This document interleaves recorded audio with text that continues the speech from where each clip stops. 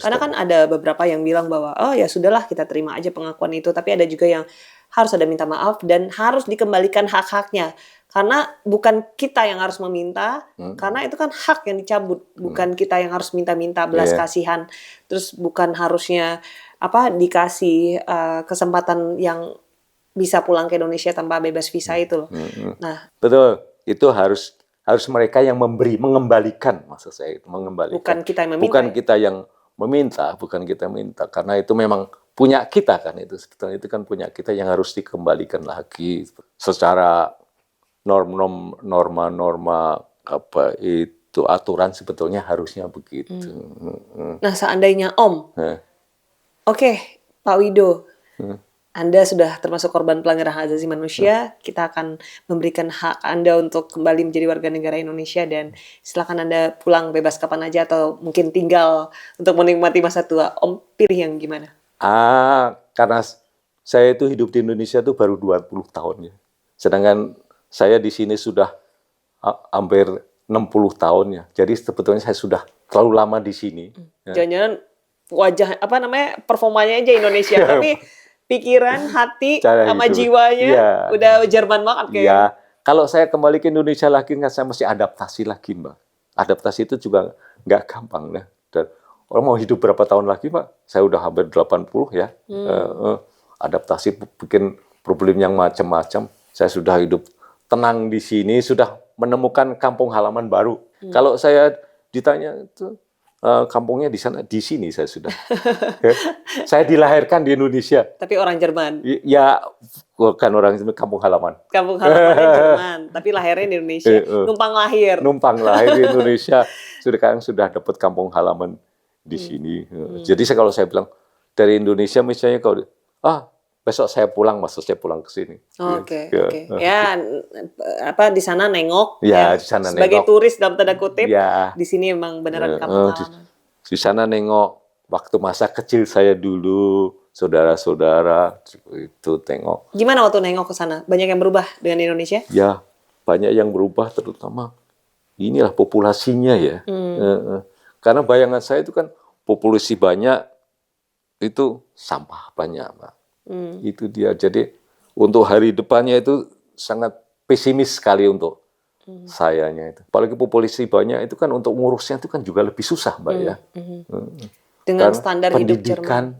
Pendidikan kan harus cukup. Untuk mendidik seorang 10 sama orang 1000 itu kan gampangan orang 10. Itu yang saya selalu sayangkan. Berarti memang nggak mungkin hidup sebagai standar orang Jerman, hidup di Indonesia kayaknya susah ya Om bagi Om? Susah. Meskipun banyak orang Jerman juga yang bisa hidup di Indonesia ya, banyak ya. Di Bali bagaimana, tapi saya milih di sini sajalah sesuai sama keinginan hati nurani saya. Berarti bisa dibilang pengakuan pemerintah itu terlambat sebenarnya? Wah, itu terlambat lama sekali itu. Gus Dur aja tahun 98, Mbak ya. Ini udah tahun berapa ini? Ini udah tahun berapa? Ini mungkin juga ini karena atau mau pilihan umum waktu itu aja mungkin. Makanya disebar-sebarkan biar dapat aura bagus gitu. Branding. Ya, branding image, gitu. Image positif. Untuk background politiknya itu. Kalau memang mau kasih, kenapa nggak kasih dulu aja, gampang. Padahal Gus Dur aja udah mengutus Bapak Yusril ya untuk datang ke sini. Pernah ketemu sama tidak tahu kalau itu saya. Tidak tahu. Tapi waktu zaman Gus Dur itu sudah mulai akhirnya. Kepikiran untuk pada saat itu kan belum terlambat tuh. Pada saat Gus Dur ngomong, itu ada kepikiran untuk balik jadi warga negara Indonesia aja. Tidak itu. Tidak juga. Cuman saya punya pikiran, wah ini Indonesia mulai berubah lah kalau gitu. Tidak terlalu tua juga bagi Om untuk bisa untuk pulang sih udah pulang, maksudnya nggak terlalu tua. Kalau sekarang kan memang udah 80. Iya. Kalau pada zaman itu umur 45 ya. 45 masih banyak pilihan ya Om. Masih banyak pilihan, tapi belum punya pikiran lagi untuk balik. Tapi kenyataannya dari zaman Gus Dur baru sekarang nih Om. Itu gimana? Itu dia. Pada tahun 98 Gus Dur kok baru sekarang, kok tiba-tiba ini ngimpi apa bagaimana, kok tiba-tiba tawarin untuk paspor Indonesia lagi nih, ada apa? Dengan sendiri pasti itu ada belakangnya, ada apa-apa itu. Atau mungkin memang nunggu tua dulu, Om. Nunggu tua, nunggu kita tua dulu, sewaktu akan ditolak. Ya. Nunggu tua dulu supaya nggak akan kembali pulang. Nggak akan terima, nggak akan bikin problem. Sewaktu logikanya udah nggak ada. Udah tua disuruh pulang mau ngapain, Pak? Mau hidupnya gimana, mau cari rumahnya di gimana, mau tinggalnya di gimana. Sewaktu itu suatu tawaran yang sewaktu nggak akan diterima, susah untuk diterima. Ya memang ada yang terima tapi tidak banyak. Nggak banyak lah, kebanyakan juga.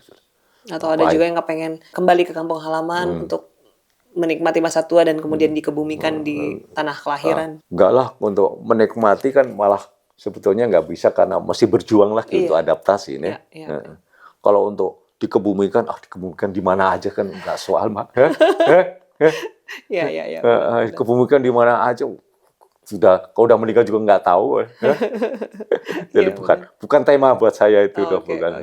Pilihan masing-masing ya, Om? Iya, ya ada yang memang punya impian pengen meninggal di Indonesia adalah. Hubungan Om dengan eksil-eksil lainnya sebenarnya gimana? Yang sesama seperjuangan yang benar-benar punya, yang memang tidak komunis dan memang benar-benar nggak ada kepentingan apa-apa selain belajar. Ya hubungan sih baik sebetulnya, hubungan baik, kontak juga suka kadang-kadang ada, tapi maksudnya itu hubungan yang sampai kita sering ngumpul-ngumpul seperti zaman dulu gitu ya, nggak ada lagi. Dan waktu itu PPI terbagi dua atau gimana, Om? Waktu itu PPI kan akhirnya terbagi dua. PPI itu se-Eropa atau cuma Jerman doang? Saya kira seluruh Eropa. Yang satu di pihak Soeharto, yang satu pihak eksilnya begitu. Nah itu benar-benar hubungan secara manusiawi tidak bagus ya. Seperti manusia jutaan lah gitu ya, seperti gitu dah. Gimana pada saat itu Om sama yang pro dan yang kontra Soeharto itu gimana? Hubungannya juga pecah? Hubungan pecah, bicara nggak mau lagi, ya. Nggak ada komunikasi lagi. Terus mereka benar-benar membenci kita, dan kita pun juga membenci. Mereka pulang semua ke Indonesia atau ada yang bertahan di sini? Banyak yang pulang sudah. Banyak yang pulang sudah. Kabarnya yang pulang itu ini ya, Om, hidupnya makmur sentosa. Mereka. Dan banyak yang jadi pejabat juga. Benar nggak tuh, Om? Yang pulang ke Indonesia? Iya. Ya, macam-macam. Banyak yang jadi menteri juga kabarnya. Nggak ada ya. Ada beberapa yang. Mungkin dari negara lain yang dari ini. Tapi Om sendiri kan anak pintarnya Salatiga, pergi ke Jerman, terus jadi insinyur ekonomi. Insinyur ekonomi, sarjana ekonomi ya. Jadi sarjana ekonomi, tapi ternyata di sini bekerja, waktu itu apa aja Om pekerjaannya, Om? Ya, saya jangan bilang pintar dari Salatiga lah, kebenaran saya. Iya. kebenaran saya dapat undiannya, dapat giliran ke sini. Karena ilmu yang dari Timur itu kan dibilang ilmu komunis, sehingga sistem pelajarannya pun untuk mendirikan sistem komunis. Nah, itu kan tidak sesuai lagi dengan ilmu yang dipelajari di Berlin Barat. Om nggak mau tinggal, waktu itu Om kuliahnya di Berlin Timur? Saya kuliahnya di Berlin Timur, terus 74 pindah ke Berlin Barat karena ingin hidup yang merdeka, begitulah. Berarti bedanya apa waktu itu Om, hidup di Berlin Timur dengan hidup di Berlin Barat? Kalau hidup di Berlin Timur itu kan suatu sistem komunis yang dimana kita nggak punya kemerdekaan dalam mengeluarkan pendapat. Jadi pendapat semuanya itu sudah diputuskan di atas. Kita terus kemerdekaan yang hidup tidak ada lah. Nah itu saya rasakan juga, Makanya saya juga nggak senang sama Soeharto karena saya mempelajarin kehidupannya seperti di situ. Ya berarti Om bukan komunis dong, sedangkan hidup di Berlin Timur aja Om nggak mau nih. Iya, bukan.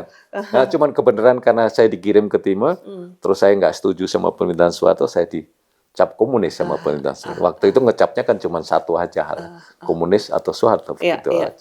Akhirnya kami pindah ke Berlin Barat, kan sistem kapitalis. Jadi saya bukan komunis sama sekali. Om mengutuk apa yang dilakukan oleh Soeharto pada zaman itu juga bukan karena Om dicap komunis doang kan, tapi karena mengutuk, karena Om tahu peristiwa 65 di Indonesia. Ya, saya mengalami waktu peristiwa 65 itu saya masih di Indonesia. Oh, 65 itu masih di Indonesia? Masih di Indonesia. Baru 3 minggu kemudian saya baru terbang ke ke ke sini. Jerman. Berarti Om tahu pembantaian yang Tahu. terjadi di Iya, peristiwa 65? saya waktu itu di Indonesia saya. Oh, Jadi oke. berita-berita gitu saya tangkap di Indonesia. Oh, berarti Om 3 minggu di sini, berapa minggu setelah itu Om dipanggil sama PPI itu?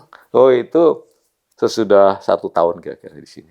Oh, berarti 66 peristiwanya? Iya, sudah 66 saya baru dipanggil sama PPI untuk memberikan pendirian tentang Oke. Berarti tahun 65 bulan apa Om kesini? Oktober. Oktober? Nah, itu kan Oke, 30 September. September, ya. Iya. Saya 10 Oktober ninggalin Indonesia. Berarti Om tahu Tahu saya. semuanya. Dan Om Iya. berada di Jakarta pada saat Saya ada di Jakarta waktu itu. Gimana kondisi pada saat itu Om? Mencekam banget atau gimana? Wah, saya sendiri juga sudah curiga apa yang diberitakan sama RRI. pemerintah Soeharto itu apa benar apa enggak itu saya udah curiga juga. Apakah itu hanya buat-buat ya begitu ya? Ya mana mungkin misalnya katanya Soekarno membuat apa itu coup de kudeta, orang yang megang pemerintahan sendiri Soekarno.